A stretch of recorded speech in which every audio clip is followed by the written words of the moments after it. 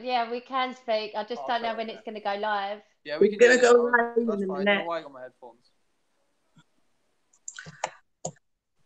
Oh, we're And live. we are live. Oh, hey! Welcome to Brett Johns. You are on the Fight Chicks MMA UK podcast. How are you doing? You okay? Really good. How are you? I'm okay. I'm sitting here in the changing room in Chris's, so if something pops in, I'll try and hide it. But it's We okay. might have It's to all get good. Frankie to blur it out. Yeah, I know. Oh, we're live. Kerry's there we joined are. the call. Back. We're live! I made it! Yay! Perfect time to introduce everyone. So, welcome to Becky, who kindly got on our guest for this evening as well. Yeah. And also to Kerry Stella, who's calling in from the US of A. I was thinking she must Hi, be in with the my USA. cat who's decided to join us too. I was thinking she must be in the USA because I'm looking out my window and it's not sunny. No. I'm kidding. It's a nice day, but it's cold. It's deceiving. It looks really bright where you are, Kerry. It's so bright outside. But it's actually really, really cold, but it's a beautiful sunny day. It's weird. You think it would be nice, you walk outside, you freeze your ass off. Where are you now, Kerry? I couldn't hear that then. What was that? I can hear that. It's a bit of a bad connection, I Up in think. Long Island. Can you guys hear me now? Yeah. That's better. Yeah, Long Island. Yeah, I'm up in Long Island in New York, in the middle of nowhere, pretty much. Oh, I got beaten up by a guy from there. Oh. Oh yeah. Yeah. Aljo. Tell Kerry she'll go and beat him up for you. Yeah, do me a job, please, Kerry. I'll go beat Aljo up, no problem. Yeah, you just beat up my friend Jimmy Rivera. I got it. Go beat him up. I got you. I'm there a lot. I could definitely do that for you. So, Brett, talk us through. We were hoping that we would have you on the UFC London card, but you said that you're injured. Yes. What's happened? Because I saw it was your knee. Is that the injury you picked up in Polaris, or is this a separate injury? No, it was something completely separate. I injured my right knee in Polaris. Right. So literally, like a week before the fight, we're fighting this guy called Tom Halpin. Yeah. Who, unfortunately, I didn't do my homework on, and he absolutely obliterated me in 44 seconds. All fairness to him, it was an absolutely beautiful setup. But yeah, it caught me. Felt my knee. It felt like bubble wrap. It felt like it went pop, pop, pop. My ankle also went in the whole incident. And then it was about 3 weeks ago. I was rolling with my cousin, just nice and light. It was nothing. I wasn't putting an intention. And then out of nowhere, my knee just went bang. And it wasn't even as if it was like it went to a point where I was in pain. I was nice bang out of nowhere. So that's actually a tore LCL, which causes the ligaments on the outside of the leg. But to be honest, that was the kind of the best case scenario for me, because the way it sounded, I thought I was done for a few months. I thought it was going to be ACL job. And then literally yesterday, I had my scan on my right knee. So I'm waiting to hear back results for that. But, I'll be honest, the last year and a half, it's been tough. It's been tough with results, and it's been tough with injuries. But believe it or not, I wasn't even meant to be on the London card anyway. Yeah. A lot of people don't realize that. I remember 3 weeks ago on the Tuesday morning, I said I asked my manager what's the situation. He said, unfortunately, we'll not be on London. They put us on for Nashville, Tennessee.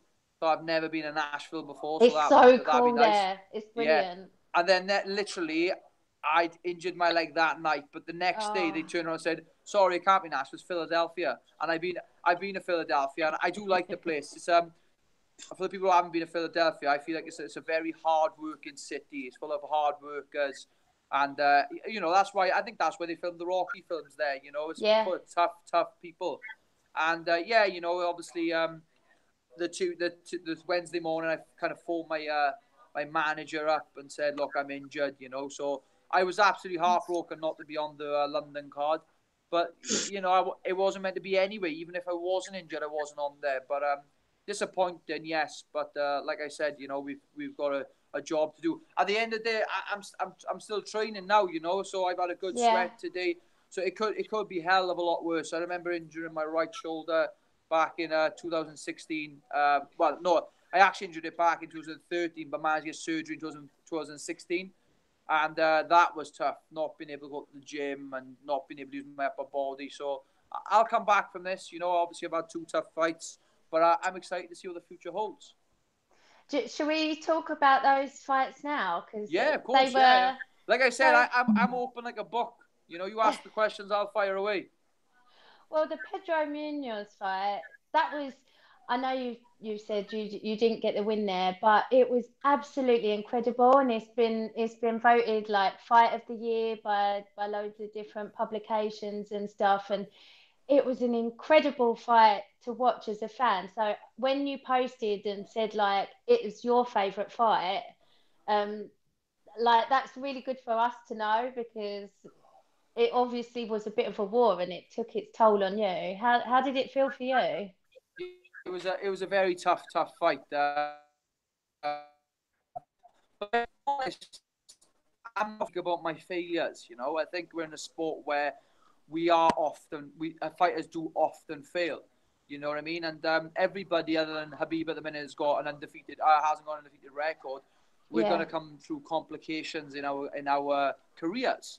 Having said that, the reason, it's hard to say, the reason why I like the Pedro Munoz fight is because I had a lot of demons before the Sterling fight. Bearing in mind, nothing major had happened. You know, I was 15-0 coming off the biggest win of my career. And mentally, I felt I was rock bottom. Got into the fight with Sterling.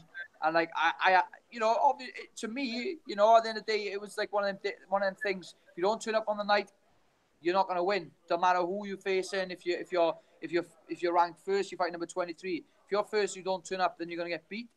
And I was having this conversation with 2 guys that fought on the Submit and Strike, the Strike and Submit show on the weekend. Talking to Greg Cutbirth about it, and he actually brought up the Aljamain Sterling fight, and I said exactly that's what it's about.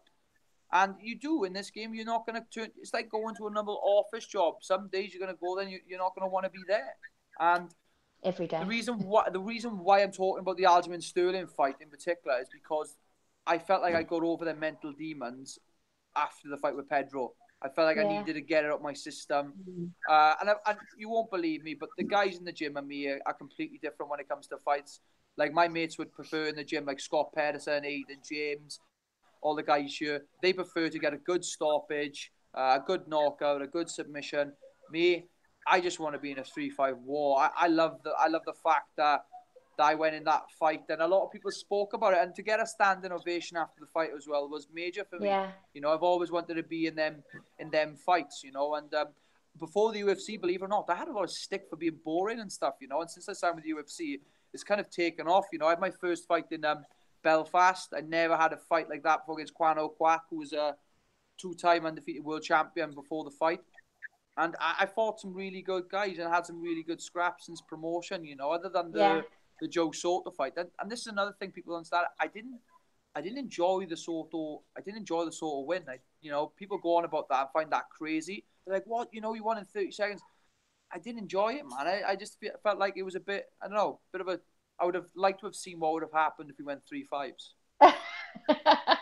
That's unbelievable. Maybe there's some mental issues there with me. I don't know. Like, you won awards for Sub of the Year. Some people have said it's the best submission of all time. And you weren't happy with yourself. Yeah, it wasn't a scrap, though. I do feel in that Munoz fight that, like, a lot of the Americans who maybe hadn't seen much of you up until now, like, really got to know your heart and, you know, what you're really about. Becky, I know you know Brett really well. What did you make of that fight? Well, I mean, Brett was well known here in Wales anyway, mostly for his groundwork, actually. I never found Brett a boring fighter. No.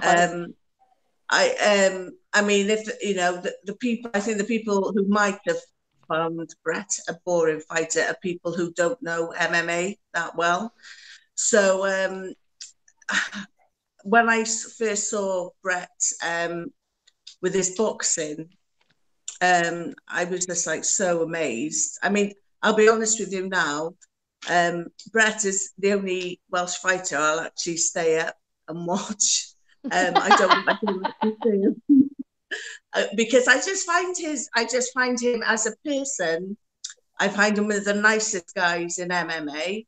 You know, in the UK and the world probably. He'll talk to anybody, you know, he'll spend time with people, and he'll just talk to people, and you know, he's just always got time for people. And I find, you know, I always found him an interesting fighter anyway, so I never ever found his fights boring. And when he got into the UFC, all of Wales was just so happy for him, especially because he worked so hard to get into the UFC. I mean, it was just a matter of time really till he did get into the UFC. But I find that, you know, even at a loss, I find his fights unique. To be honest with you, he's a very unique fighter. And for a unique fighter to come out of Wales, it's not, you know, well heard of, you know. So I personally find all his fights brilliant, and he could teach people a lot of things about how to act on and in and outside the cage, you know. But you know, I mean, the calf slicer. What can we say about the calf slicer? It's incredible. You know, I mean, only Brett could bring on a calf slicer. You know, it's biggest just fluke of my career. Yeah. Brett, we practiced that at my MMA class, like the week after you did it at the weekend, and we all did it. And I was thinking, everybody around the UK and probably people in the US as well, loads of gyms would have been training that just to show people what was done. Does it work for you? Yeah, it hurts. Yeah, because it hasn't worked for me since. It's really hard to get it just right. Like when I'm drilling it, I can get it, but it's really hard to get it on in sparring. I was gonna say, so it was like the week after that calf slicer, the amount of stuff I got tagged in was unreal, unreal. Just to not let it go to your head. Yeah. Yeah. No, I actually find the ankle lock easier to get on from there than the calf slicer. Yeah, it was obviously surreal, and that's the big thing for me. Like, to do it out in Vegas was like major, you know. Yeah. Like, I absolutely love the States. I love fighting in the States, but like the reason why I wanted London this time was because of it's nice for a change to come back home. You know, I'm happy to fight. When they said Nashville, Tennessee, I wasn't like gutted. I was still happy, but it wasn't like my number one for this particular fight, you know. But yeah, you know, at the end of the day, and that car session in Vegas, I was, for a change, I wasn't busted up. I could go out and have a few drinks afterwards without having to hold an ice pack on my face. Yeah, well, actually, going through your Instagram, you are pretty bruised up in a lot of the photos. Yeah, I know. Yeah, I don't know. I like that little photo after the fight where I look busted up. I don't know why. I prefer to have a photo instead of me like throwing a punch at someone. Just put a photo of myself of getting punched. That just shows his humour, really, doesn't it? Yeah. When you were talking about fighting at London, you and Nathaniel Wood were going backwards and forwards and very respectfully offering to fight each other. For me, that would be so hard to watch that fight because I love you both. But it'd also be a real treat, like for all the UK fans, two ex-Cage Warriors guys. Do you think that fight will happen in the future? Potentially, yes. You know, that definitely was something that was mentioned. In my mind, I'm not sure if this is true or not. In my mind, I felt that Nathaniel originally had an opponent. Yeah. His opponent kind of pulled out, Yeah. Before it was announced, and then obviously he was looking for an opponent, and I was looking for an opponent, you know. And yeah, like I said, I've sparred Nathaniel up in Team Titan, and like everybody knows, I'm a massive fan of Pickett and his style. And when I went up there to train with him, Nathaniel was one of my you'd say my main training partner. And even there, like, you know, it's easy to say now, but even then, like, I was training with him, I was like trying to tell him, mate, you're not far away from the UFC, you know. And he wasn't, you know, in my mind. Like, we had spars up there, and all fairness, he was electric. It's not about being respectful. At the end of the day, when I went up to London, I went up on my own. I didn't go with a group of mates. I went up my own. Brad Pickett took me in his house, and I think it was like on the second day of training, Brad injured himself. He like pulled his thigh. So Nathaniel was taking me training every day. You know, he was taking me himself. So I know I've got absolutely nothing bad to say about the guy. I really haven't. You know, he's a really good guy. He involved me in his sessions, which was a big thing. He didn't have to do that, but he did. And like I said, it's very respectful. Some fights you can just promote by just looking at people's past fights, and you don't have to talk the crap, you know. But with Nathaniel, I do. Yeah, obviously we all want to go towards one thing, and unfortunately people get knocked out the way. And I feel like that could happen in the future. Yeah, for sure. And I'm sure he'd be happy to do it, and I'll be happy to do it. But it's waiting for the right time. Maybe London next year would make sense, or maybe you know, in a future card. Yeah. I believe he's fighting. Fight, definitely. Yeah. What's that? I believe the Mexican guy he's fighting next. I think honestly he'll absolutely go through it. I honestly believe that. I put a lot of money on that to happen. Yeah, I think so too. I reckon he'll be the favourite in that fight for sure. Can I just ask, Brett, just jumping quickly? Yeah. Considering you know both of these guys, can you give us any prediction on the Phillips versus Marshman fight? What's your thoughts on that?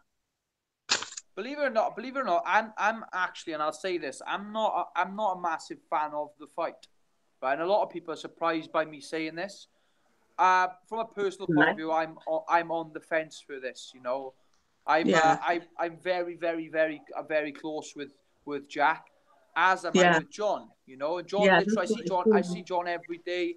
I see Jack often. I've actually gone up to train with Jack a bit up in Tulare, not with him. You know, about the same size as his leg, to be honest. But like I like both guys, and to be honest, I think it's going to be one of them fights. I do see it being either or. I see either Jack winning by a decision, or I see John winning by knockout. I think that's the a lot of people's predictions on that fight. You know, but. You know, at the end of the day, whoever wins, whoever loses, it doesn't. I say it doesn't matter. Of course, it matters to me. You know, I just want to see both guys do well. My best case scenario is to see them get a draw and never fight again. That's my best case scenario. You know, but like I said, though, they're the very, very, very respected Welsh MMA guys. Like John was on the scene a very, very long time. Years ago, there was like there used to be a show called Predator Fight Night.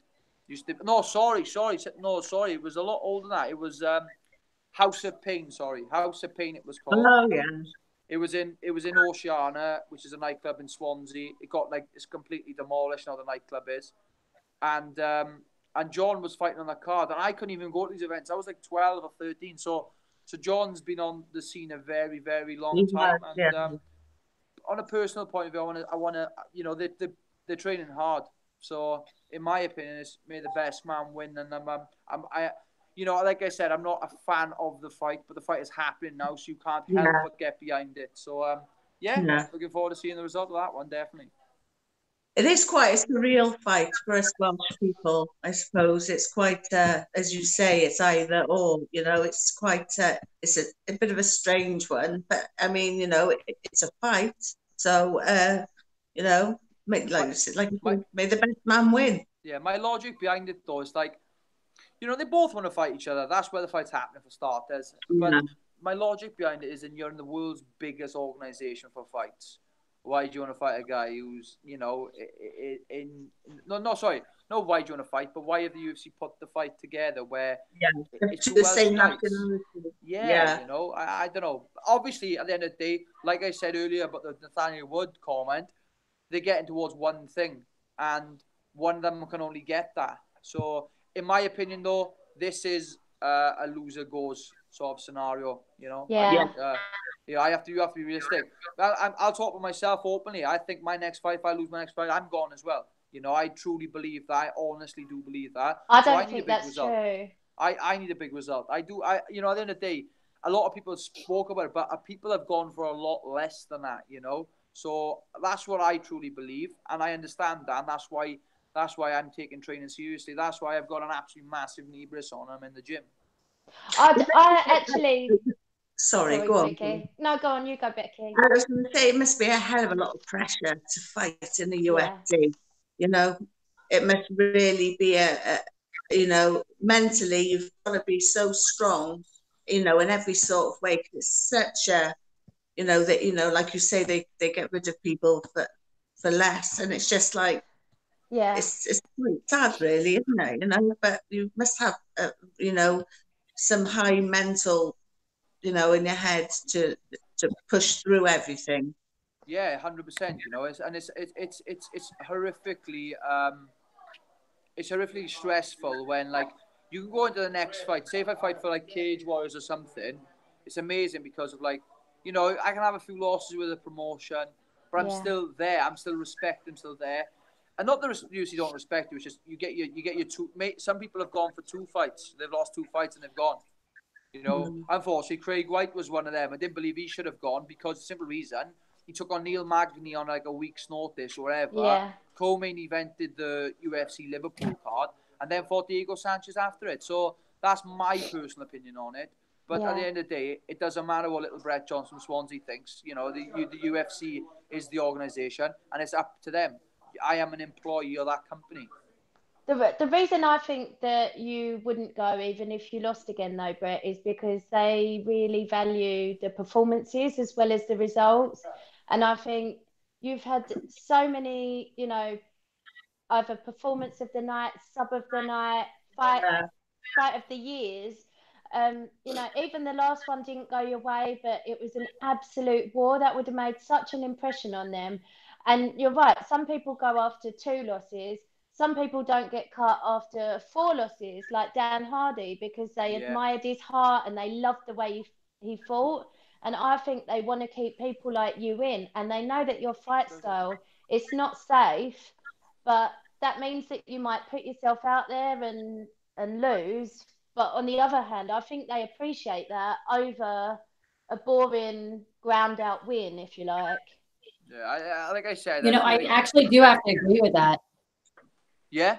You know, at the end of the day, if you look at what was it, Greg Hardy that just fought, he lost, and watching him fight technically because it was a fast fight. Dana White said, "Well, obviously, so we're going to keep him around." So I kind of think like, yeah, they do get rid of people for less, but at the same time, they keep people on, you know, that have done some crazy shit too. So I don't think that would be it at all. I think that you're just super fantastic and I can't see them letting you go over 2 losses. Yeah. Obviously, when it took Angela McGann 4 to get cut. No, like I said, yeah, it's all like the way you look at it. And at the end of the day, you know, it would thoroughly depend on my next fight. I might come across that bridge where, you know, the next fight doesn't go my way, and maybe I will stay, you know, at the end of the day. But it's up to them guys. But, you know, at the end of the day, that I'm not going to let that happen whatsoever. You know, I'm going to make sure the next fight I'm going to go in there, make sure not only win the fight, but, you know, I want people to enjoy it when people talk about me after a fight, regardless of result, you know. So we always do. Yeah, that's what I want. So I'm looking forward to seeing what obviously the future holds. I want to see.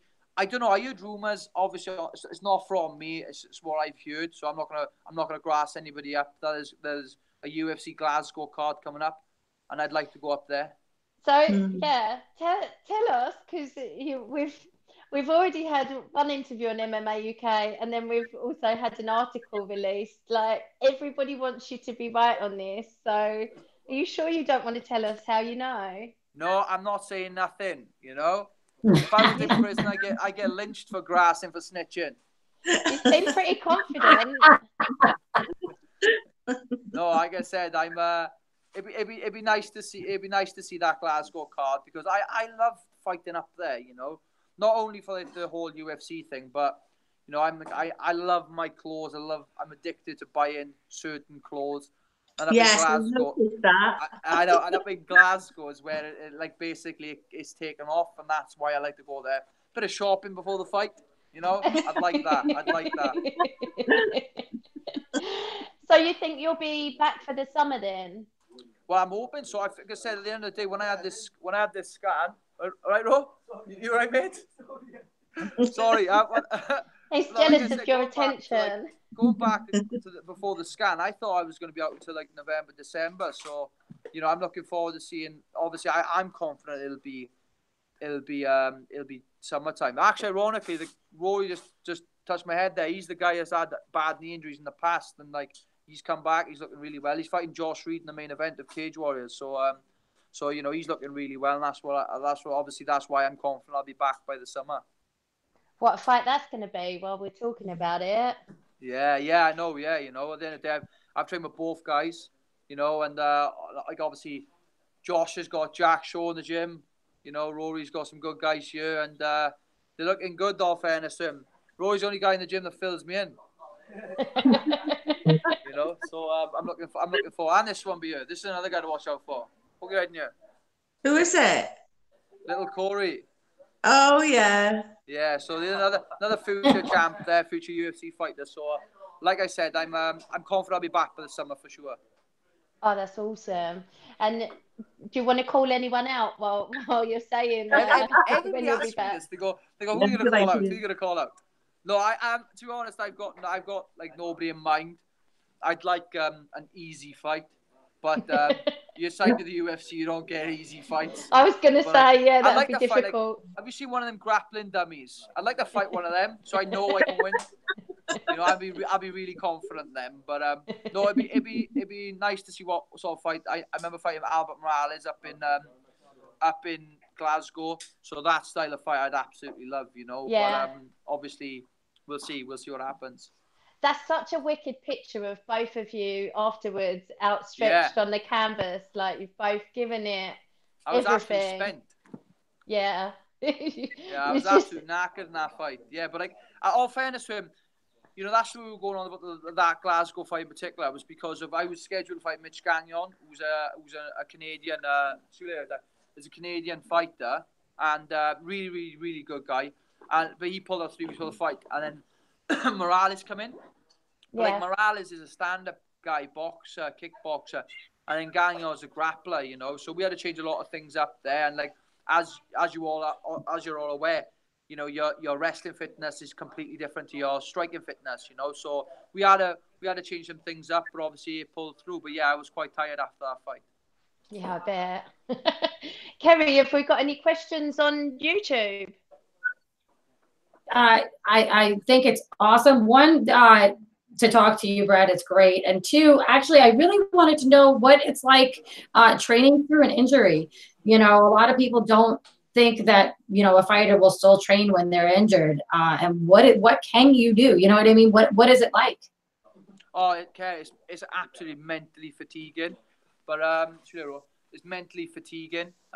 It's tough because of like I've never done anything else really in my life. You know, I've always been training, I've always been fighting, and you know, mentally I find it's tougher more than anything. But whenever I get through these stages when I feel as if I'm mentally drained because of it, I think about one fighter in particular who's gone through a lot worse than me. So every time I go through this situation, I think there's that one fighter who's gone worse, and it's Dominic Cruz. You know, that guy has knee injuries and he just had shoulder surgery. Yeah. So I always think about them sort of fighters, and I think, you know what, at the end of the day, he's been in the sport a very, very long time, a lot longer than me, and he must be itching to get back in there. So at the end of the day, it's one of them things, and like, although I'm thoroughly disappointed I'm injured, of course I am. You know, I don't want to be in this situation. Whenever I'm in bed at night, my leg kicks out straight, I'm in absolute agony. It's a bit of a shock to the system. But it happens, you know, and you know, yeah, it's very tough, because at the end of the day, I would like to be Brett Johns, fit as a fiddle, 70 kilos. That's the Brett I would like to be, you know. The days when I first started, like, professional MMA, I was, like, walking around at 67, 68. But obviously going full-time training, putting on lean muscle, eating like a pig, you're gonna be a lot heavier, and that's what I'm trying to get down to is 70 odd kilos and be. I'm a big bantamweight. I don't think people realize how big I am really and how big I do get between camps. You know. What's the biggest that you've been walking around at then between fight camps? So like obviously I work in pounds now. I'm one of the cool kids. I'm one of these American guys. You know? Yeah. I work in pounds. The proper way of doing it, didn't it, Kerry? It's the proper way it's the proper way to weigh. So like I fight at 135. Yeah.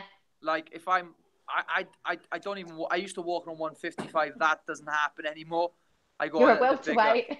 So like Christmas time this year, I got up to 172. Oh my God, you are a welterweight. Yeah. So that's big. That's me. If you look at my face, I look like a bowling ball. You're live on TV, by the way. Just to let you know. Let me carry on. You're live on MMA UK. so I was gonna be the crazy one with the cat. I'm like, oh great, I'm gonna have cats jumping on me. Gracie Barra boys from Tamworth. Sorry. Is that Scott? Is that Scott in the background? Scott? No, it's not Scott. No, he's training. Oh, that's Scott. No, I can see him.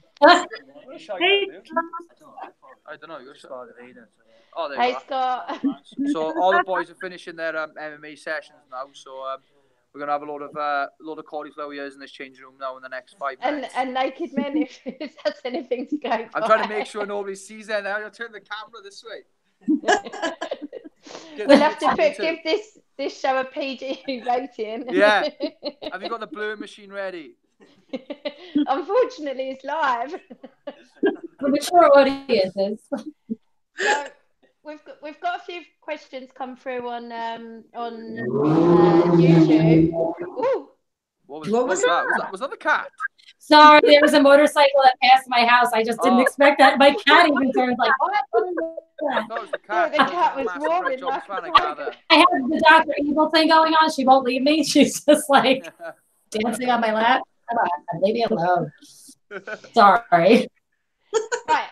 Who's Jerry Cinnamon? Frankie wants to know what your favourite Jerry Cinnamon song is. Oh, right. Okay. So Jerry Cinnamon is a Scottish singer, and basically I have my running iPod, and I make sure like when I go on, I got certain guys, and actually Rowan Crocker sorts that out. Okay, and right.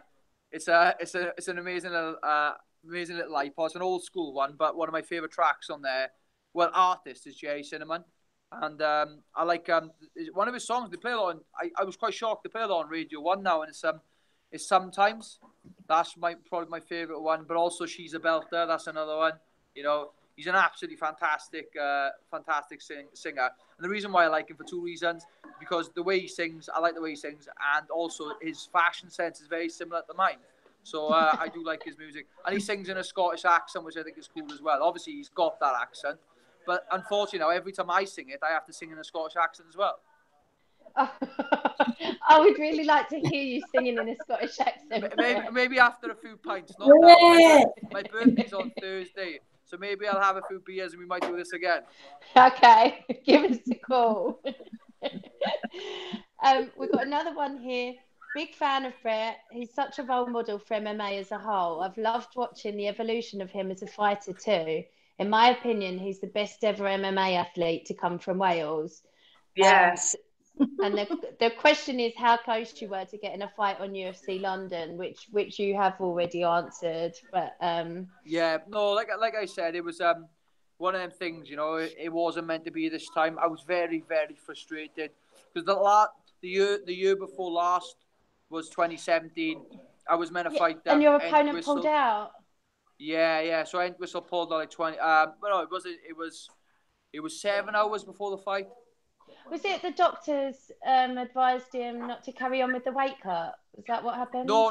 So originally what happened was he missed weight, and like I said, I'm not slating anybody for missing weight because I missed weight on two big occasions. So I understand what it's about. Having said that, though, you know, the doctor cleared him on the day of the weight cut. He missed weight by 3 pounds. But like I said to him, I said, look, that's not an issue. You know, at the end of the day, you know, things can happen in camp. I'm not one of them guys, like, professionals always midweight, you know. I understand there's some complications that come sometimes. So, but having said that, you know, the day of the fight comes and I'm thinking, right, okay, it doesn't matter about anything else because, you know, he was cleared by the doctors the day before. And then we get a call at about 12 o'clock. I didn't get a call. Well, I did get a call. My coach phoned me up and he said, any chance you can come back to the hotel room? So as I'm walking up to the hotel room, I see my door open and eight of my teammates walk. And I said, all right, Dave. And he completely blanked me and walked past me. I thought, well, that's strange. And as I opened my hotel room door in London, my manager was sitting there and he didn't have to say anything. I knew straight away. That was tough. Like, you know, like I said, and I mean this to this day, I would prefer to fight and lose rather than that happen to me again. I really would. You know, it was one of them things, and I was absolutely heartbroken. Went back to the gym the following week and just trained like an absolute muppet. You know, I just was going with certain guys and was being a bad training partner. You know, I'll let that just, you can take that any way you want. I wasn't being the best training partner for the guys who were in camp, who were sweating and sacrificing with me. So having that UFC Glasgow card a few months later, that was another fight, just like Munoz, where I had to get over some mental issues. Yeah. And I did in the end, and I was back to normal. So, you know, it was tough. It was a lot tough, and I swear to God that I would prefer to fight and lose rather than that happen to me again. I don't think anybody, until you're kind of part of the fight game, can appreciate how mentally exhausting it is to be a fighter, whether it's overcoming something like that. You've been through a whole fight camp, a whole weigh-in, but you still never know right up until you get into the octagon if the fight's going to actually happen, because it can be snatched away from you at any point. Because funny enough, that's what people think. They think, oh, you know, you just pulled out of the fight. And they were saying, and people were saying like, oh, at least you got paid. I don't care about the money. You know what I mean? It's not about that. You know, my money's only paying for the camp I've just had. It's not paying for anything else. You know. Yeah. And what was annoying was people would say, oh, you know, it happens. I'm like, I've just spent I think it was like 6 or 7 weeks of training and dieting and missing my birthday. Like this is the mad thing. This injury here, I haven't celebrated a proper birthday in like 6 years. You know what I mean? I've been training for fights. You know, ever since. I think it was like 2013. I've been training for fights every single year, and this is the first time.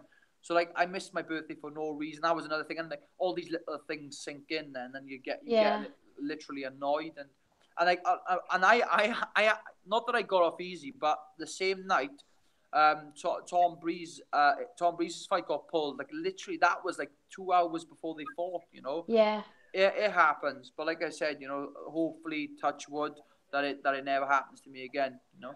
Yeah. It happened to Dominic Wooden actually on Bellator Newcastle as well, after he'd weighed in, and I think his opponent had an injury, but even so, like for it to happen. And I was really looking forward to watching Dominic's fight, to be honest. Me too, yeah. I've got him on Instagram. Yeah. And I like I said, I'm a big like boxing fan. I'll ever watch it. And the way he does his pads, I'm thoroughly interested. All fairness to him, and I was really gutted for him. You know, he trained hard for that fight, and it's just unfortunate, you know. But fingers crossed, hopefully his next one comes through as well. Yeah. Well, that's the thing as well, isn't it? You never know if that does happen, when your next fight's going to be after that, and if it's a weird amount of time, do you go for another fight camp again, or do you take a break and start again? You were building up to being at peak at that. Well, funny enough, you saying that, because of that was the issue after the Entwistle fight, because of I would just wanted to get back in there, so I went straight into another camp, and I got to a point where I was getting fatigued. And I was actually asking, because I think it was like a month later, or 2 months later, there was UFC Stockholm. Yeah. And I wanted to get on the Stockholm card, and I begged and pushed, and it wasn't a thing. And then they said, look, you're fighting in the summer in Glasgow. And that's where Chris turned around and said, look, Brett, I think you should take some time off, go on holidays. So I went on holidays. You know, and I think, lucky enough, if I did do that break, then maybe that would have been the best thing. But that's the same thing with the Aljo fight. I remember getting the Aljamain Sterling fight call, and it was like 12 weeks before the fight, and the problem is with me is like Aiden's different. Aiden's a really good guy. Well, like, he'll have his set camps where he will train 8 weeks before the fight. That's when camp starts. Me, if you tell me an opponent's name, doesn't matter when it is. It could be 8 years before the fight. I'm going to want to train then. You know what I mean? So and I felt a bit tired going into the fight and stuff. I disagree with that. I'm not feeling tired, but I think subconsciously I was tired. I was fatigued. You know, not knowing at the time, obviously, but that's what I believe anyway. Yeah, I know Bisping says that looking back on his career in hindsight, he's been overtrained for quite a few of the biggest fights of his career. I think as well, it's you fear being underprepared, or you feel like 100%. Because in my mind I could go in there and I could lose in 10 seconds, but if I look back at camp and I think there was no stone unturned, then what else can I do? If I go in there and I think, oh, I had that week off, or I took it easy that week, or then you got the excuses, and then that turns into that snowball effect where you've got mental issues then because you haven't prepared properly, and that what happened. But every fight that I've had, you know, I've trained as hard as I can, and I've never looked back and thought I could have trained harder in my whole career. Yeah. You know, I train even injured now. I'm training twice a day. You know, and we go into camp sometimes it's 3-4 times a day, and I make sure that I train like that every single time. You know.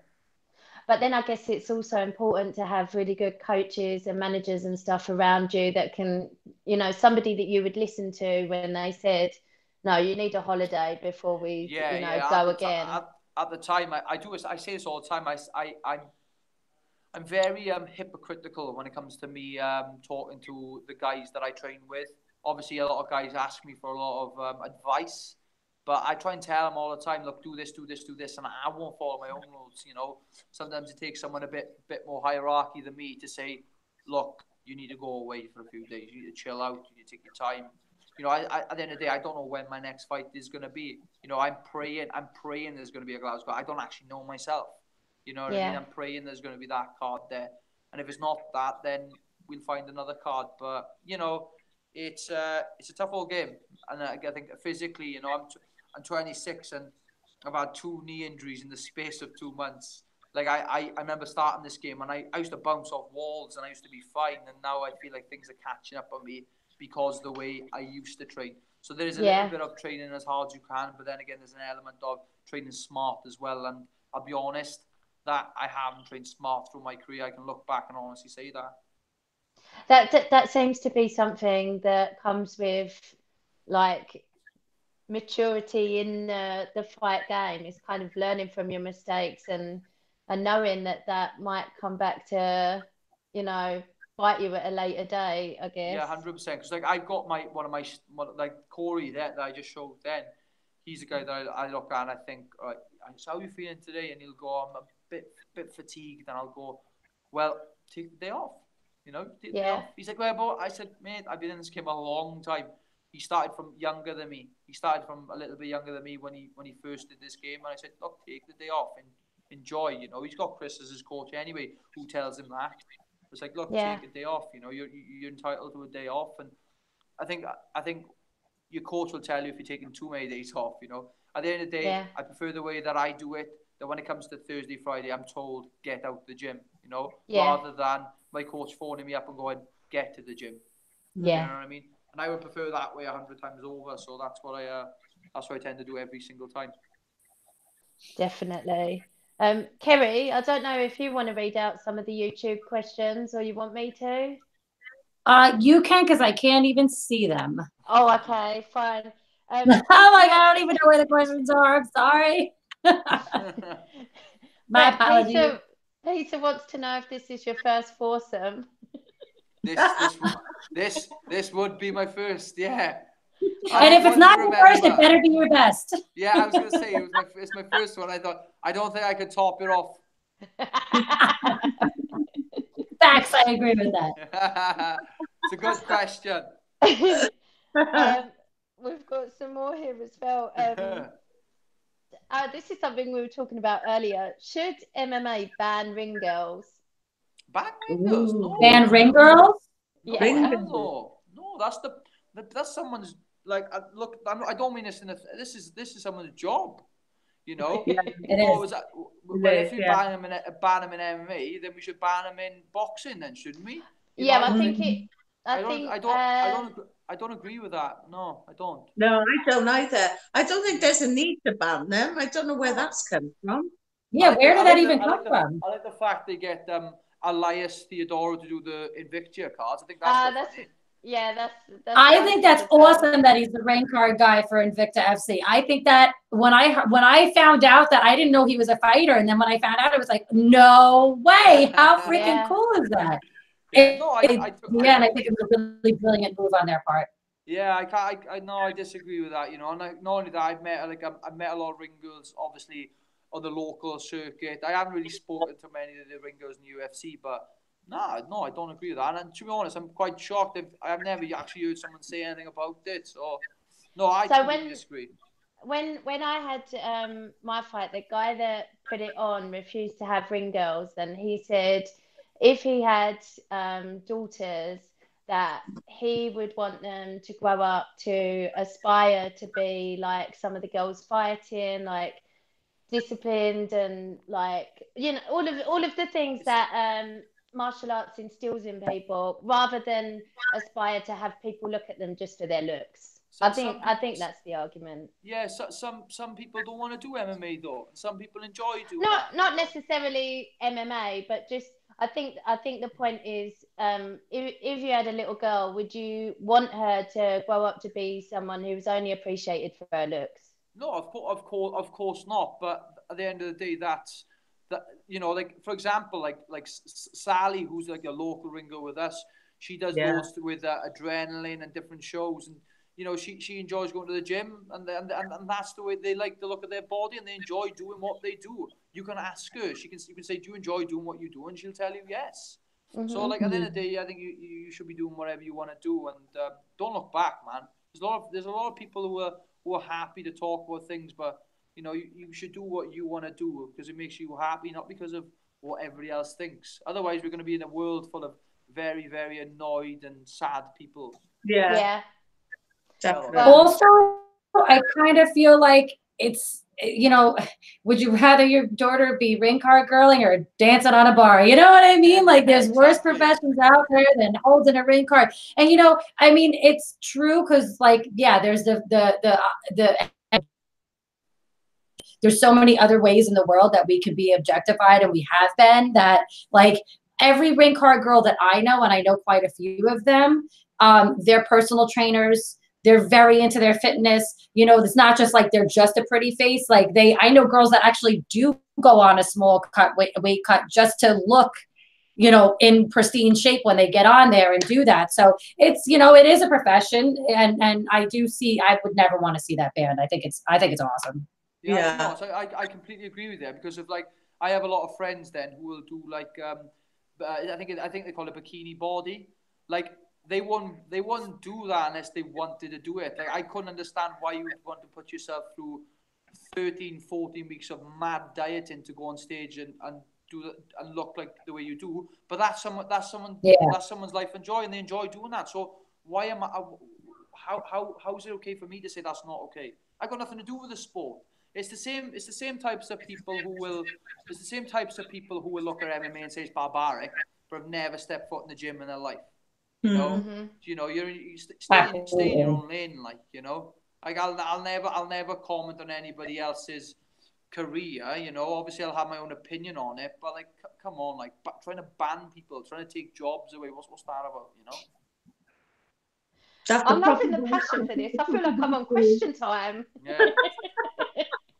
I feel like I'm all bro. I wasn't expecting that one to come with such an impassioned like speech. I love it. Actually, while we're on the same sort of topic of like banning things, I spoke to Becky about this on Saturday, and I know that you know what I'm going to speak about here, and it's like I said to her, I said I'm a massive fan at the minute of Beck Rawlins. Yeah. I was going to bring that up actually, but you've just brought it up now. Yeah, I was saying, like, Beck Rawlins, obviously a former UFC athlete who's now doing bare knuckle boxing. for a promotion in America, and she's the women's champion. And Yeah. like, there's so many people talking about that, but like I'm rooting for her, and I love the fact that, don't get me wrong, you know, at the end of the day, it's a tough sport, but who am I to say that you can't do it, you know? And I'll be honest with you, I've probably only jumped on the bandwagon of Beck Rollins since she's gone over there, because in my opinion, she's had the balls to do it. She's got in there, and she's been in some crazy little fights there, but she's pulled it off, and like there's something about that bare knuckle that interests me anyway. You know, I do like the sort of concept behind it. Like at the end of the day, if you think that, you know, boxing fans will look at MMA and think it's barbaric, and then you've got the bare knuckle, that's in a separate category. But like my concept is, I've been punched with bare knuckle, I've been punched with an MMA glove on, and I've been punched with a boxing glove on. They all hurt the same. You're getting punched at the end of the day. So to me, maybe, you know, I spoke to Beck about this. Maybe a future reference. I might want to go into that and have a little look, but not until like I said, that's a plan B. My plan A is to keep my career going with the UFC, but a plan B, I definitely would be interested to dip my toes in that water. They were actually speaking about this on Michael Bisping's podcast this week. Did you listen to that at all? No, I haven't. No, I will listen to it though, because of one of my main training partners is James Lights Out Lilly, who's like a guy who he's probably done the other way around. He's gone more into MMA now, but he's had numerous fights on BKB, and like, not only that, so it's my style. I'm not sure if you watched my last fight. I got kicked to shreds, you know what I mean? And like I felt like my boxing was probably my better part of that fight. And I have a really good boxing coach in Darren Wilson, who was a Nathan Cleverley's padman, who was a two-time world champion in boxing. He was a WBO champion and WBA champion. And I felt like since working with him, my boxing's gone really well. But I would love to do that. But yeah, and we're only recently watching Beck out there. You know what I mean? I think, you know, at the end of the day, there's going to be a lot of people talking about that, you know, about females doing that. But I enjoy watching her as much as I enjoy watching the guys. So, you know. Yeah. So, Brett, will you be... When I first got into MMA, I was going to dabble a little bit in bare knuckle. I was asked to do some bare knuckle myself, and I was debating, because I like to do a bit of bare knuckle boxing.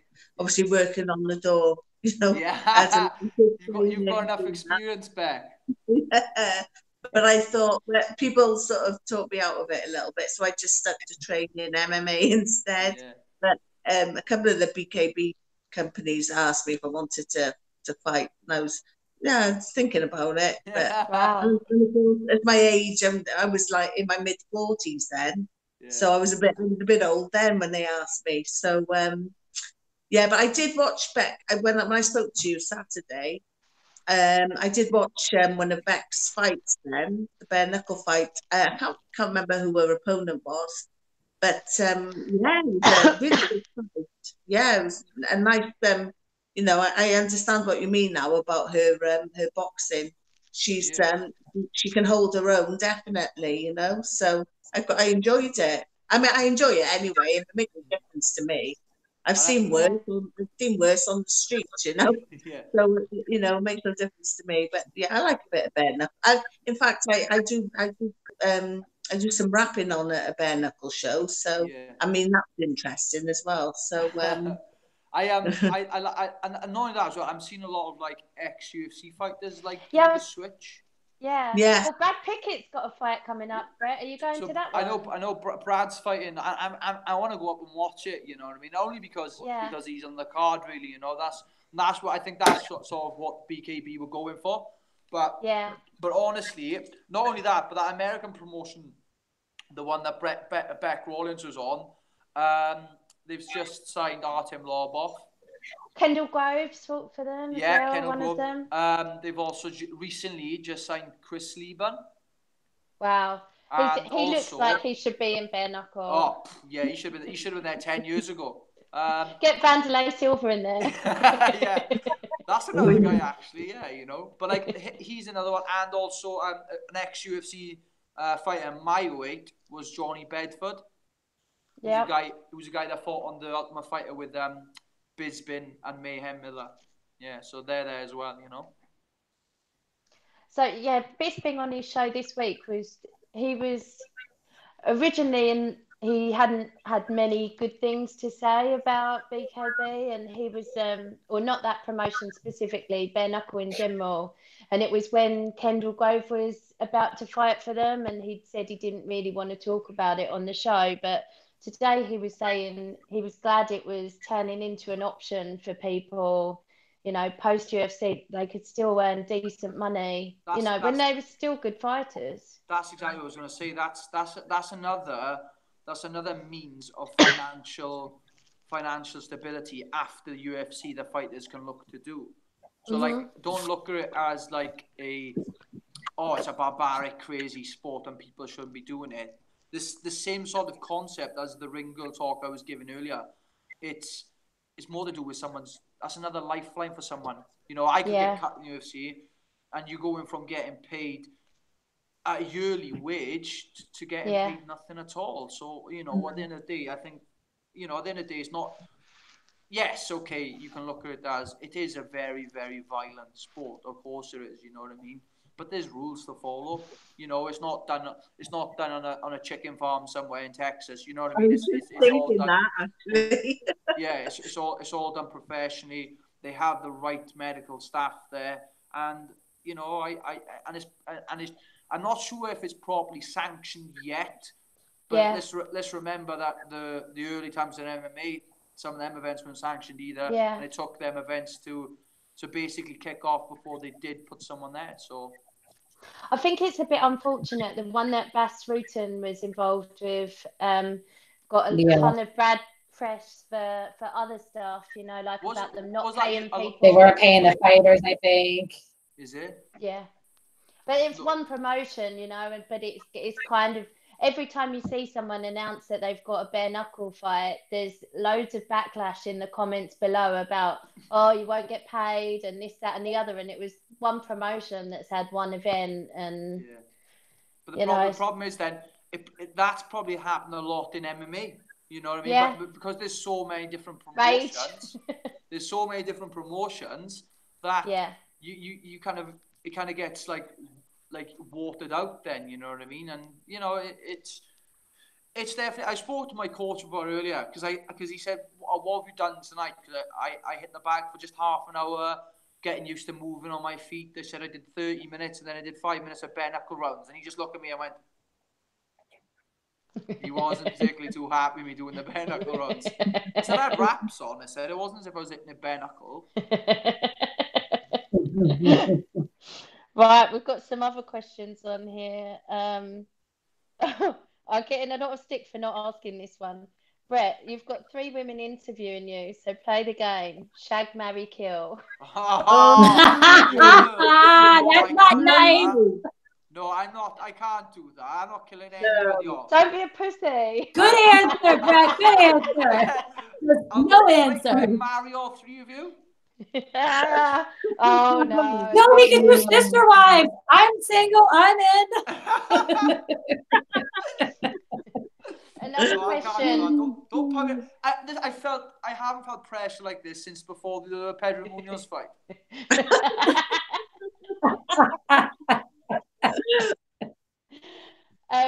Interesting. Somebody asked if you do BKB on here, but we've definitely covered that now. Yes. I'll dip my toes in that one day, maybe.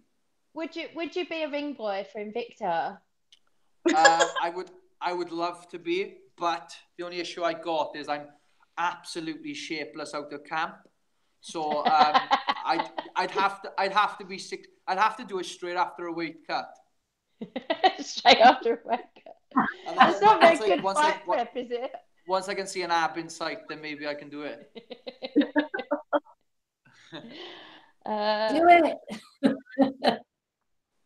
Favorite cheat meal? Easy. You know, I got a little story about this actually. I have a certain cheat meal after every fight. Win, lose, or draw, it doesn't matter. Right. It's always there. So the cheat meal is a cheesecake, right? And love cheesecake. even talking about it now kills me. But then again, I'm not in camp though, so it's just I'm starting to see my abs come back through, and I don't want to ruin it. But I remember my UFC debut was in Belfast, and obviously like I love it when the American fighters come over to the UK and they discover Nando's. Yeah. They absolutely love Nando's. But one of my favourite cheat meals is the cheesecake in Nando's. It's the caramel one. I didn't even know they did one in there. Oh, it's nuts. It's not even nice. It goes into a different category. You know, it's stunning. And I remember picking it up on the day of the weigh-ins, and I said, right, I'll have it after the fight. But then I completely forgot about it. So when I went back to my hotel room, I was quite hungry. After eating like literally my body weight in food and still being hungry, I opened the fridge up and it was there. And I'm sure at that moment in time, like a beam of sunlight come down in it as well. But yeah, the cheesecake would have to be my cheat meal. I've got like a little family get together on Thursday for my birthday, so I'll probably have I don't eat like a full thing. Whenever I have a cheat meal, it's not a case like I know some fighters will have a full pizza, who will have like a full cheesecake, but because I'm quite big for the weight, I try and avoid doing that. So I'll have a slice of pizza, or I'll have a slice of cheesecake. But that's pretty good. More than likely, I'll have a slice of cheesecake. And all fairness to them, the best cheesecake I actually have tasted though would be Caesar's Palace in Vegas. Okay. Oh, the Cheesecake Factory. Do you know like us guys back? Us guys in the UK have got like Nando's, but the guys in the States have got the Cheesecake Factory, and I would swap in a heartbeat. Wow. Arguably one of the best places ever. They have every kind of cheesecake you could imagine. Yeah, I absolutely love it. And I remember going to like San Francisco last year, and we managed to find a Cheesecake Factory there. And I like I said, I get anxiety sometimes over eat, but I'd get the low-calorie cheesecake. But oh my days, it was still stunning, you know. The Americans know how to cook food. The Americans know how to cook food, and they enjoy their food. This is true. We do. I'm a foodie. I actually said to somebody the other day, if you're going to take me to dinner, even if you're not buying it, if we're just going to dinner and you name the restaurant, you better wow me. Because if I don't do the happy dance when I take my first bite, it's garbage. That's my body does a little dance. I can't even do it properly because I have to have a bite of food in my mouth. Oh, the happy dance is such a female thing when it comes to food. I think every female I know does a happy dance when they eat. Yeah. That's true. We've got some more. It is a woman thing. We love it. More questions come through, and I've just got a question for you, Brett, about obviously you were in Cage Warriors. I just wondered what you think of all the regional fighters signing for Bellator at the moment, and what you think that will do to Cage Warriors, and what you think that means for them.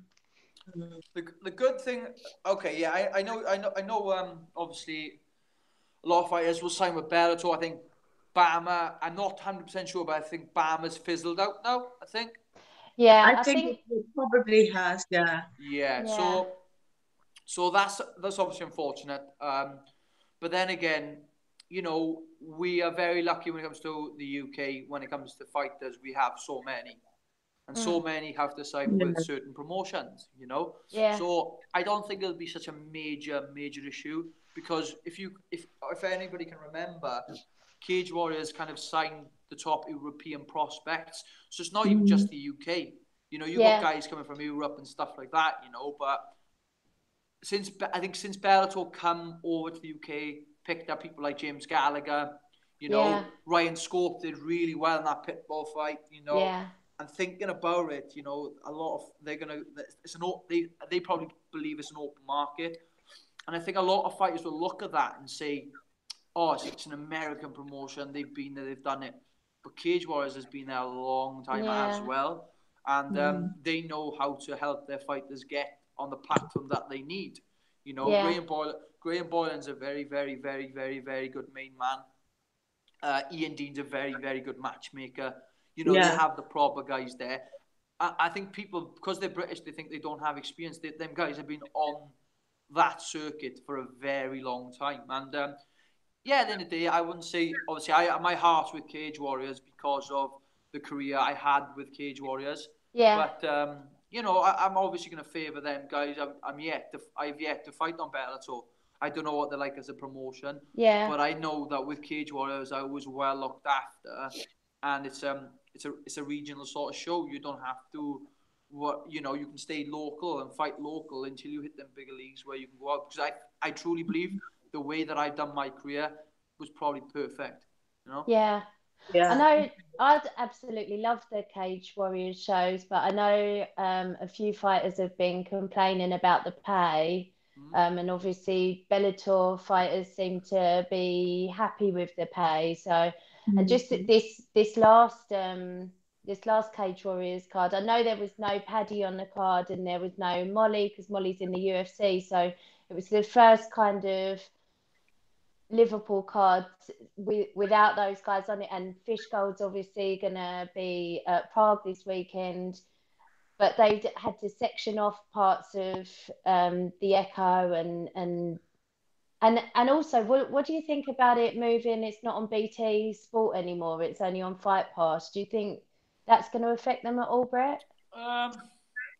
It's tough to say, really tough to say, because obviously now we're getting to the numbers game now of obviously profits and stuff like that with them companies. Obviously, I didn't really, to be honest, I didn't realise that they weren't on BT Sports anymore. So that's something I didn't know. Yeah, they're exclusive to Fight Pass now. Yeah, so obviously it's still a good platform to work off. Obviously, going from the Liverpool card, I'm generally a massive fan of Liverpool fighters anyway. Yeah. I believe that in the UK, I think you can put the Liverpool fighters in a separate category. Not only are they very, very good fighters, but they've got their own personalities. Like, I'm a massive fan of Paddy Pimblett. I love the way he is. I love the way he promotes himself. A lot of people dislike him, but I'm not one of them guys, I also like Chris Fishgold. I spoke to Chris Fishgold in Cage Warriors when they were down last. Really, really nice guy. And not only that as well, I'm a massive fan of Molly. She's another person who is a character in the game, and I think the Liverpoolians have got it down to a T. They know how to talk, they know how to back it up, and I love that. And obviously it's a shame to see the numbers go down a bit, but wait till Paddy comes back, and I'm sure the numbers will pick back up. Hopefully it's just a transition phase, maybe with those guys moving on. And but then again, Cage Wars have always been through that sort of, they do go through that tough times, but they always come out the other side, so yeah. Some more questions we've got from viewers. Who's your favourite fighter? What, now or all time? Well, another one is who's your dream matchup, past or present? Past or present dream matchup. I'll answer the past or present first. Okay. Also, a female fighter as well, because you said you're a big fan of female MMA. So give us a favourite female as well. Okay. Going on the dream matchup first of all. I begged for this fight a few years ago, which I didn't get, and it was something that I would love to have had. And I asked, and in the Titan FC days, I asked as well. And that was Miguel Torres. Miguel Torres was a WEC bantamweight champion, and I'm absolutely heartbroken that the WEC is gone. Obviously they merged with the UFC because them belts were stunning. They had the nicest belts I've ever seen. But Miguel Torres was one of them guys. He had like 50 odd fights in the end. I wanted to fight him because in my sort of like game, he's a legend. And my dream matchup is anybody who's a well-known name. Yeah. Like going on about Dominic Cruz would be another one just for me, for my bucket list. Not because of I want to fight him because of this reason, that reason. I want to fight him because, in my opinion, he's the greatest bantamweight fighter of all time in the UFC. Yeah. And I just like to be involved in his career, somehow. But that would be that Miguel Torres would have been my dream matchup, and I begged for that, My favourite fighter, past or present, I love Pickett's style of fighting. He was an amazing fighter and stuff, and I used to love watching him. And when I was 16 years old, in dinner time in school, I used to watch a lot of him, and that's probably what made me really do the jump into MMA. That's what made me think, right, I want to do this wow. now. But Sean Shirk was another one as well. Sean Shirk, an old school sort of like MMA legend. I loved watching him. And favorite female MMA fighter. There's absolutely tons and tons and tons and tons. But I can't go wrong with just literally. I think she'll be a Hall of Famer in the end. Is Miesha Tate. I was absolutely a huge fan of Miesha Tate because of one particular fight that it stood out to me. She won the fight, but it just showed how tough she really was. She fought Sarah McCann, who was a high level wrestler, an amazing fighter herself. And in the first round, she fractured Miesha Tate's eye socket, and she still come back and won the round. This isn't even touching on the subject of when she fought Holly Holm.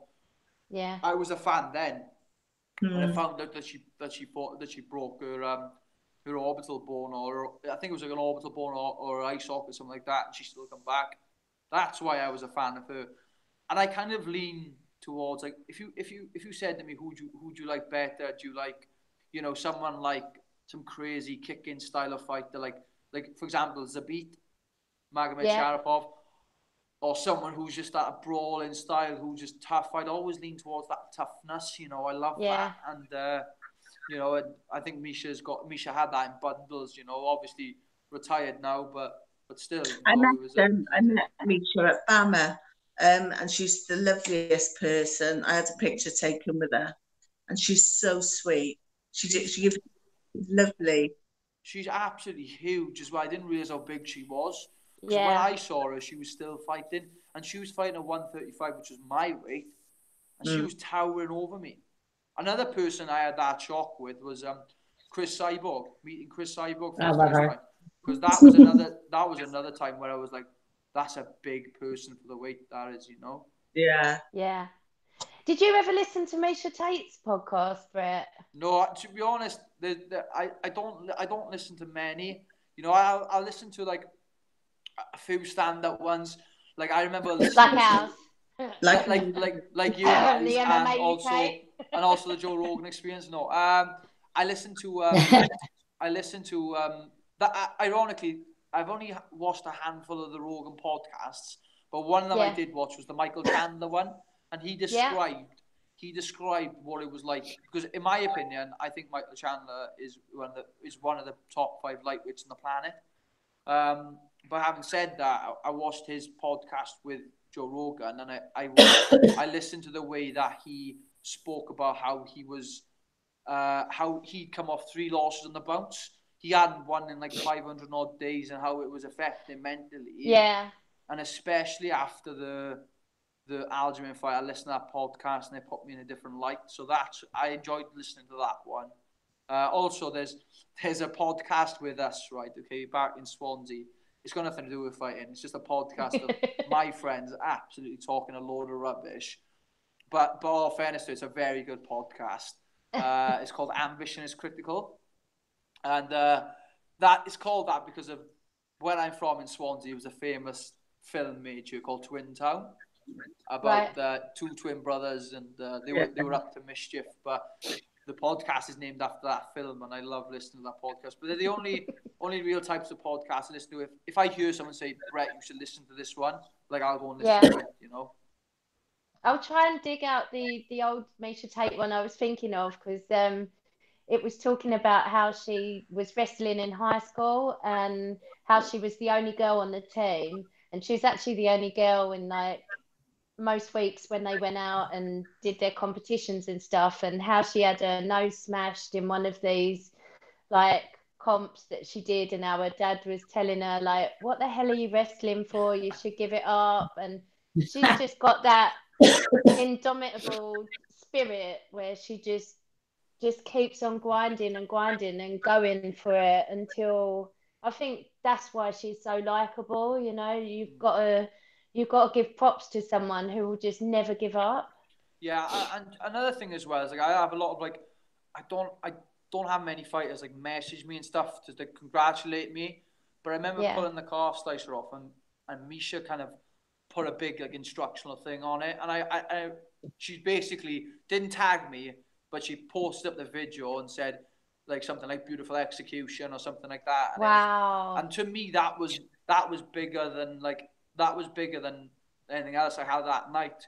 I remember literally looking at that and thinking, wow, that's Misha Tate that just said that, and I was absolutely chuffed because like I said, I'm starstruck when I see certain fighters, you know, and like it's just amazing when you like kind of appreciate it for your work, you know what I mean? And yeah. Oh, actually, I forgot to mention that actually about favorite female fighters. I can't believe I messed up on this.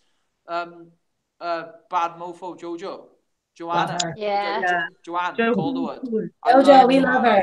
I love her style and she's amazing. Not only that, she's a very nice person. And she's got the sweetest voice ever. Yeah, she has. I used to do a bit of a good impression of her. Oh, come on then, let's hear it. I can't do it. Like I'm not sure if you watched her fights, but she's got way better stand up than me, and I don't fancy having any of that. Oh my God, to see you on the show, Brett. But I'd be gutted now if you just like kind of linked her in. It'd be really awkward then. Yeah. And joining us now through the power of Skype.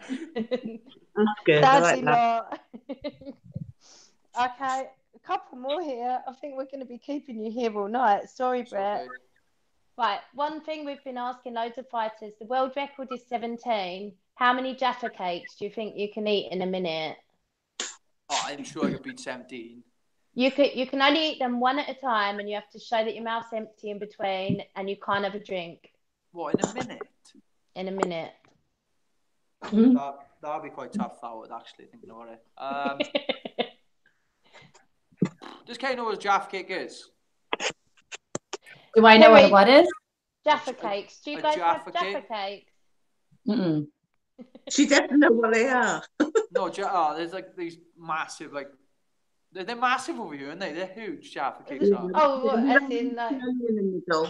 I don't know how to say it in American. How do you say it in American? Is it like... You know, you're going to have to send me one, guys. I want to try it. It's a little plate thing right now to be like, home.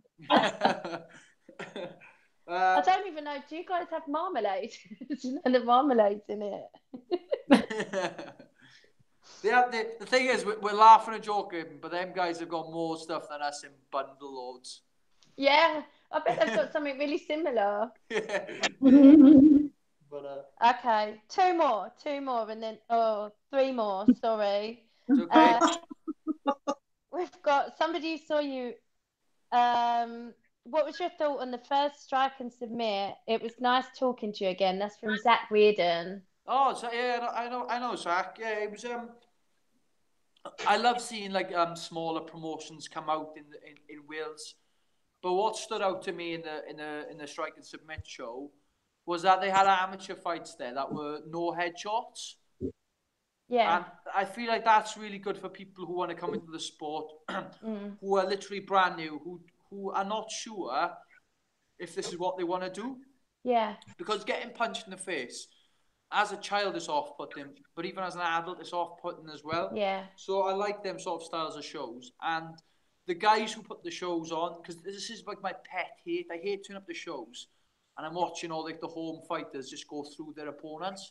Yeah. It drives me insane. I don't like that. You feel like it's a lot of people like kind of, I don't know, they give them a lifeline. I don't agree with that. I don't like that. And but all fairness to the strike and submit, every single guy, because the gym's called Nails, every single one of the Nails guys who was on that card had very tough fights. They didn't get every result, you know what I mean? And I like that, and I like the fact that the main event was I think it was a light heavyweight title fight, and it was a fantastic fight to watch. Two very good guys. One, Jamie McDowell from Scotland against Glenn Williams, who's the hometown fighter. And like I said, the judging was perfect before anybody asked, because I was one of the judges, right? Okay. And no, it was an amazing show. In all fairness, I really do. My fingers are crossed, because I feel like where they did it in Wales, there's a bit of a market for an MMA show there. and I just hope they carry on doing that, you know. Yeah, I do. Well, it was a good show. It was For a their very, first very show, good it show. was brilliant. And what I like as well is that Kev Cox does it, who's a very good coach down in Nails. And also he has help from Gareth Dummer, who has one of the best, I say one of the best, the best sort of gi brand that you can buy on the market, which is Tatami. You know what I mean? And he helped the show. The whole thing was perfect. There was no issues with security. There was no fights afterwards. Everybody went on their way, and it was a brilliant show. Really good. That's what you want to see in these games. You want to see these shows where there's loads of fights happening in the crowd. And all fairness, you can see that the gym where they did the show has a big influence on the community because there was no trouble whatsoever. Talking of well-matched shows, Brad Pickett's show, Rise of Champions, is on the 2nd of March. Brett, open invitation to Brentwood in Essex if you'd like to come and watch it, catch up with Nathaniel and Brad. Believe it or not, I'd like to go to Brentford anyway, so that would be nice. But yeah, I'm a massive. I love the belts they got. Yeah, they're cool, aren't they? The belts, I don't know. In this whole MMA game, I'm a massive fan of just belts. I think, well, that one. I'm like a woman when it comes to that. I'm like, oh, that would look nice. That would look nice on my shoulder. Yeah, that would look nice. So, what do you think of the new UFC belt? Oh, right. I'm sure you still want one, but yeah, I want one. Of course, I want all the belts. You know what I mean? But put it this way, is it? I put it this way. I would prefer the older one. Yeah. Having said that, though, you know, I bet you back in the day when they had the new belts, people were like, oh, we're not too sure on that. You can get used to it. My personal opinion, though, I like the older one better. Yeah, and Henry Cejudo, the only guy to have both. To have one, yeah. Believe it or not, actually, while we're on that sort of talk, my brother's got a bet on at the minute, and because my brother, I don't know why, he seems to be the luckiest person in the world when it comes to bets. He's put on 4 fights for the last couple of months. He's put a $5 on. I think he gets like £900 back if it comes in. Yeah. So the first result was Cejudo to stop TJ Dillashaw. Wow. Which I thought that was quite bold for him to do that. Ballsy. Yeah. The next one was Marlon Moraes to beat the Sun-Tzu. Bearing in mind, in the first fight, a Sun-Tzu beat Moraes. Yeah. That came in. On the weekend just gone, he put a bet on Aljamain Sterling to beat Jimmy Rivera. Wow. And the last fight, now this is the one I'm like, with these betting apps, you've got a cash out option. I'm like, you better cash out now because I don't think that's going to happen. He's put Anthony Smith to beat John Jones. Oh my God. But then again, I'm quite shocked that he's got this far. So I'm like, I don't really want to say cash out because of, you know, he's got this far and I didn't think he would. So of all the people John Jones has come up against, like, that is probably one of the most shocking people it could possibly be if he did pull off the win. Yeah, he hasn't really. He's his own biggest enemy. He's the only person that's going to beat John Jones is John Jones. He's the only guy that can't get out of his own fucking way. And it pisses me off so much because he's so damn talented. And I know I don't even want to say it, but I do question all of his fights. He's the only fighter allowed to fight with a trace of freaking steroids, which is disgusting. That shows how much the UFC is just purely a business and about money. And the guy, I mean, he's fought the best guys out there, but was he the best when he's fight? You know what I mean? Like, if you have to fight on steroids, you ain't the best in the world. Your GOAT status is gone, in my opinion. And I freaking love that guy. I'm so upset about it. No, I think you should get off the fence, Kerry. Yeah. I'm pissed about it. I completely agree. I think, like, you can be the best fighter in the world. I truly believe he is the best fighter, but I feel like his things he does outside of fighting has affected his legacy. This is a game where this is a game where if you want to be the greatest of all time, unfortunately, you're outside of fighting. It does matter as much as these fighters think it doesn't matter. Of course, it matters. Yeah. And at the end of the day, like, this is something that Stylebender said. He doesn't want to be a role model, but that's not your decision. That's purely up to the people who watch you. That's their decision. You know what I mean? Yeah. And yeah, he hasn't. Obviously, he's done a lot of bad things, and he's been punished for it and stuff. And you know, at the end of the day, his fighting style, massive fan of. I think he's a fantastic fighter, but not a big fan of him outside of fighting. You know, that's simple as that, really. Yeah. Cool. Well, we've kept you long enough. I wondered if you wanted to do a couple of predictions for some fights coming up this weekend, and then we really will let you go. 100%. Let's do it. Liar, you will not. We're gonna pull it. You're not going anywhere, bro. You're stuck with us forever. How do you think Fishy's gonna get on at UFC Prague at the weekend? Who? Sorry. Chris Fishgold. Who's he fighting? He's fighting Daniel Tamer. Oh yeah, Fishgold. Like literally, I put a lot of money on that. Finish? Yeah, guillotine. Like yeah. At the end of the day, it's like the laws of physics. But if Chris Fishgold grabs your head, you're gonna tap. Doesn't matter how he grabs it, you're gonna tap. And his Cage Warriors fights back in the day, you know, he had a tough first fight. Like he fought Calvin Kattar in his first fight. That's a tough fight to take. That was going so well as well. I was really enjoying that fight. And that's a very tough fight to take. So I think he's going to come back with a bang this weekend, 100%. Yeah, I'd have to say Fishgold there. Me too. James Gallagher versus Stephen Graham. Bellator Dublin. Yeah, Gallagher. Yeah, I think he's going to come back from that Ricky fight quite hungry. You know, obviously he hasn't been as verbal as he usually is. But that's not a bad thing necessarily. He's concentrating on what he's got to do. But yeah, I see. I see. Obviously, I see him getting the win there. You know, I don't know. But bear in mind, I don't know much about Graham either. So obviously, it's going to be nice to watch him and see what he's like as well. Yeah. Cool. Well, is that it? Yeah. I feel like I've just seen the time and realised we've kept you on for over an hour and a half, which I feel really guilty about. The gym was empty about an hour ago. To be honest, I didn't realise. It's a record for us. Honestly, the only reason why I know it's late is because the gym's gone silent. We haven't seen the shorts walk past you, so it must be. We appreciate it so much. No, Thank you so much. You're an amazing guest. I've enjoyed the chat. Usually it's with sweaty men. And thank you so much to what can we say? We're awesome with the lady show. Thanks a lot, Brett. All right, I'll speak to you soon, guys. Thanks for having me on.